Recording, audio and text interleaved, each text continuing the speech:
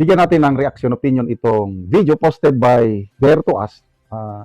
Payag ito ng isang respetado na political strategist ni Mr. Lito Banayo na dating nakasama ni Senator Lacson, dating niyang staff. Kaya nagtataka itong si Mr. Lito Banayo, bakit nagkakaganito si Lacson ngayon? Hindi naman daw siya dating ganyan. Pakinggan natin. Inamin nyo naman na nagkasama kayo ni Senator Ping Lacson at kahit paano natulungan nyo rin siya sa kanyang political career. Sa tingin nyo, saan nanggagaling o bakit nagkakaganito ang isang Senator Ping Lacson na alam naman natin yung advocacy niya nung nakaraan patungkol sa graft and corruption ay matindi, solid at talagang walang makakakwestiyon. Pero bakit ngayon sa usapin ng flood control scandal ay mukhang lumambot siya? Ano tingin nyo ang dahilan, Sir Lito? Well, alam mo Marlon, bagamat na-associate nga ako kay Senador Ping Lacson, napakahirap basahin ng disposisyon at ng karakter ni Ping Lacson. Kung basa atypical na politiko yan eh. He's not a typical politician na kung patutusin mo, halos kukonti ang kaibigan, ilan ang kaibigan, at miski mismo sa amin, maraming sikreto na hindi siya naglalahat ng kanya saloobin basta, no? So hindi ko maintindihan. Ako mismo, at marami sa amin, hindi lang ako, marami sa mga dating staff niya, dating mga supporters niya, ang naguguluhan ng isip at nagtatanong, lalo na sa akin pa nagtatanong, bakit daw ganyan si Ping Lacson ngayon, si Senator Ping Lacson? At ako naman, wala akong maibigay na dahilan, hindi ko rin alam kung bakit. To be very honest with you. Isa pa. Sa tingin nyo, saan nanggagaling o bakit nagkakaganito ang isang Senator Ping Lacson na alam naman natin yung advocacy niya nung nakaraan patungkol sa graft and corruption ay matindi, solid at talagang walang makakakwestiyon. Pero bakit ngayon sa usapin ng flood control scandal ay mukhang lumambot siya? Ano tingin nyo ang dahilan, Sir Lito? Well, alam mo Marlon, bagamat na-associate nga ako kay Senador Ping Lacson, napakahirap basahin ng disposisyon at ng karakter ni Ping Lacson. Kung basa atypical na politiko yan eh. He's not the typical politician na kung patutusin mo, halos kukonti ang kaibigan, ilan ang kaibigan, at miski mismo sa amin, maraming sikreto na hindi siya naglalahat ng kanya saloobin basta, no? So hindi ko maintindihan. Ako mismo, at marami sa amin, hindi lang ako, marami sa mga dating staff niya, dating mga supporters niya, ang naguguluhan ng isip at nagtatanong, lalo na sa akin pa nagtatanong, bakit daw ganyan si Ping Lacson ngayon, si Senator Ping Lacson?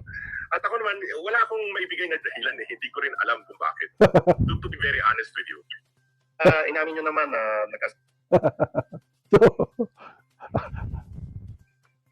Ano kayang dahilan Bigla, ako nagmula nung nag-appear si Orly Gutesa, nag-testify, di ba, surprise witness, doon na nagbago ang lahat. Noong una, ang ganda, di ba, nung pag-open ng 20th Congress, dalawang privilege speech ni Senator Lacson, ang gaganda yung mga expose niya eh. Hindi pa siya nagsimula as member ng 20th Senate o Congress, nagtrabaho ng kanyang staff, nagpunta na sa Mindoro, sa Bulacan, kung saan-saan, kaya nabulaga ang administrasyong Marcos. Nung nagsasalita na siya na ito, bilyones sa ganitong lugar, ganito, yung makikita mo na may ipapasabog siya. Kaya napilitan, according to Professor Winnie Bonson na narinig ko, na hindi si Pangulong Marcos ang nag-whistleblower. Napilitan na lang siya na magsalita laban sa flood control, corruption, dahil sasabog na eh. Ipapasabog na tandem ni Lacson at saka Magalong. Yan, yung dalawa na yan. Silang nagsimula. Kaya walang nagawa ang presidente kundi, mahiya naman kayo! Oh, yun na, yung kanyang sona. So napakaganda, bakit biglang nagbago? Yan ang $1 million question na ako, meron akong idea. May duda ako dahilan bakit siya nagkaganyan. Hindi ko lang pwedeng ma-explain Dahil wala akong masyadong concrete na dahilan. Imposible yan eh. Kaya may nabasa akong post ng isang PME graduate, general. Anong nangyari sa hinahanga namin Senator Ping Lacson? Nasaan na yung man of steel? Ganon ang description niya kay Senator Lam. Man of steel na hindi natakot harapin o banggain ang kapalpakan ng Arroyo administration. Sir, nasaan ka na? Bakit nagkaganyan ka? Ang dami sa mga group chat ng mga PMAers, ano? Ng mga contemporaries ko. Nababasa ko yung mga post nila. Ang daming nasasayangan kay Senator Ping Lacson. Bakit siya nagkaganyan? Ano, sa tingin nyo? Makakabawi pa ba siya? Eh, nasa kanya yan. Legacy. Yung legacy ng ilang years niya sa politiko, masasayang lang. So, bakit nagkaganyan? Si Senator Ping Lacson lang ang makakasagot niyan. So, mga kaibigan, bigyan natin ng reaction opinion itong video posted by DZRH News sa programa ni Mr. Deo Macalma. Report nila, interview kay Senator Sherwin Gatchalian na umaasa na ngayong araw na ito, maaagaw nila ang liderato sa Senado sa isang kudita. Ito, Win Gatchalian nakandang magsilbing presiding officer sa impeachment trial ni VP Sara. Wow! Pakinggan natin. Impeachment trial kay Vice President Sara Duterte, ito ay kung sakaling siya ang may talagang Senate President. Alamin natin ang detalye mula kay RH28 Raymond Advas. Laki Raymond. Mayor, nagpaalam ng kahandaan si Senator Sherwin Gatchalian na pangunahan ng impeachment proceedings laban kay Vice President Sara Duterte. Ito ay sa oras na siya ang may talagang Senate President. Ayon kay Gatchalian, nakasaad sa ating saligang batas ng Senate President ay siyang magiging presiding officer sa impeachment case ng Vice President. Mahalaga na ngayon ay palaranan ng lahat ng articles of impeachment at ang presiding officer ay maging impartial, neutral at patas. Para kay Gatchalian, hindi lang responsibilidad ng Senate President ang impeachment kundi lahat ng mga senador. Kaya mahalaga na pag-aralan ng articles of impeachment. Siya ang itinusulong na makasamahan sa Senate Block o SB 11 na maging Senate President. Dahil napakarami ang nadismaya sa nangyaring kaguluhan ng nakaraang mga linggo na naitalaga sa Senate President Alan Peter Cayetano sa pwesto. Lubos ang pasasalamat ni Gatchalian sa tiwala sa kanya ng mga kasamahan sa SB 11. Sa ngayon ay patuloy ang usapan na posibilidad na palitan ng liderato ng Senado dahil napakanipis ang bilang ng bawat grupo. Dito si RH Frankie, Raymond Advas para sa DZRH, una sa Pilipinas, una sa Pilipino. Mas masahol pa kay Udas. So, yan. Naghahanda na sila. Wow. Good luck po. SB 11. Ano sa tingin nyo? Makukuha ba nila ang liderato? Mamaya, malalaman natin dahil session na naman. Kasi every Monday yan. May 11. Yan. Biglang sumulpot si Bato. Nabulaga, si Soto. Oh, hindi nila na kayang arrestin si Bato. Natakbuhan ng mga NBI agents. Ayun. So, the following Monday, noong May 18, walang nangyari. So, ngayon, May 25. In-interview kanina ni Karen Davila, si Senator Kiko Pangilinan, tinanong, SB 11, do you now have the numbers to effect the change of leadership? Sabi ni Senator Kiko Pangilinan, abangan, baka mamaya SB 13 na kami. Kailan, nung tuloy-tuloy na yung sagutan, tanong-sagot na napansin ko, kulang sa excitement yung salita ni Pangilinan. Kasi kung sigurado na meron na silang 13, makikita mo sa mukha, makikita mo sa body language na sigurado na.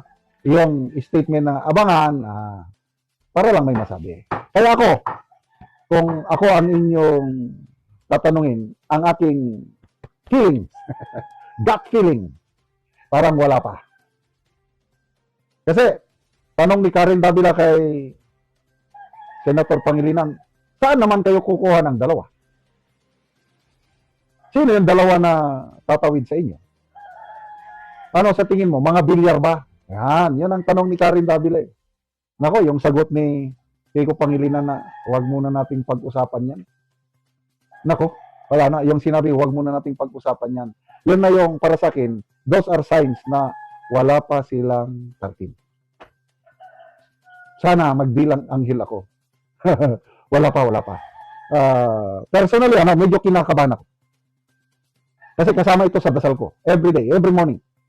God will protect Brave 13 na wala nang kakalas sa kanila. Kasi once na may kumalas na dalawa, nako, back to zero na naman tayo. Yung inaasahan natin na flood control scandal investigation, mapurnada na naman. Eh, karapatan natin, mga taong bayan, taxpayers, money yun, karapatan nating malaman sino ba yung mga mastermind. Kasi sa ngayon, yung ginagawa nila parang optics, parang drama. Nung ginawa ng ombudsman, kinasuhan ko no, si Romualdez. So, ano nang nangyari? Pina-freeze yung accounts. 20 days lang ang freeze order. After that, tapos na yung 20 days eh. Wala ka ng balita. Yung naisampa sa Sandigan Bayan, ano na? Ako, baka matutulog na doon. Baka tama yung obserbasyon ng karamihan na huwag kayong maniwala sa ginagawa ng ombudsman dahil palabas lang yan. Baka nga. Kaya ako, dasal, magtulungan tayo, mga kapwa ko ka-DDS. Dasal tayo na maging intact ang Brave 13 para matuloy na ang flood control investigation. At pinakamas importante pa, yung plano nila na term extension, nakakabahala yan. Pag tinayagan natin ito, pag nangyari na ito, nako, Marcos dictatorship 2.0 na. Nangyari, Marcos Sr., 20 years. Pag nangyari ang term extension na yan, charter change, baka hindi na sila alis dyan eh. Sila na lang. So, ano nang mangyari sa bayan natin? Okay lang yung matagal kang mamuno, basta maganda ang resulta. Example, mga Duterte, since 1986, silang namumuno sa Davao. Anong nangyari sa Davao? Umaasinso. Eh, bahala ng Heros Duterte ang mamuno. Kung ako, taga Davao, ayoko nang mapalitan ang mga Duterte. Eh, paano ito ngayon? Marcos Jr., meron bang magandang nangyari? I'm sorry, sa aking obserbasyon, walang nangyari. Puros kapalpakan ang nangyari. Kaya ayaw na ayaw ko yung charter change na yan. At ang makakapigil lang sa charter change, itong Brave 13. Kaya sana, Panginoon, i-bless mo po ang Senate presidency ni Senator Alan Peter Cayetano na walang mawawala sa kanyang grupo. Salamat mga kaibigan sa inyong pagsubaybay sa channel ito. Kakatulong kayo ng malaki sa tribong Kalanding ng Bukidnon dahil ang sweldo natin sa channel na ito is pantulong sa tribo. Namimigay tayo ng libreng yero at pako para makapagpatayo sila ng mas maayos na tirahan.